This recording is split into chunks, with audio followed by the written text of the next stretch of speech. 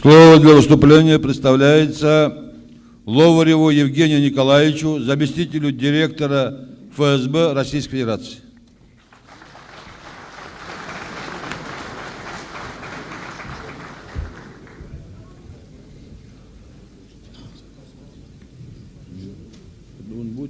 Уважаемый Мурат Магомедович, уважаемые участники торжественной церемонии, разрешите мне огласить приветствие и поздравления от руководства, коллегии, всех сотрудников Федеральной службы безопасности Российской Федерации.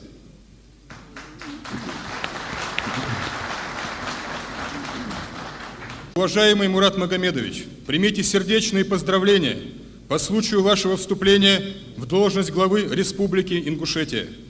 Ваша победа на выборах явилась убедительным подтверждением заслуженного авторитета, которым вы пользуетесь в республике. Большинство ее жителей связывают с вашим именем надежды на решение стоящих перед Ингушетией сложнейших социальных и экономических проблем, стабилизацию обстановки и установление мира и спокойствия на Северном Кавказе. Вам доверяют как лидеру, имеющему немалый опыт в деле обеспечения безопасности Отечества, защиты его интересов.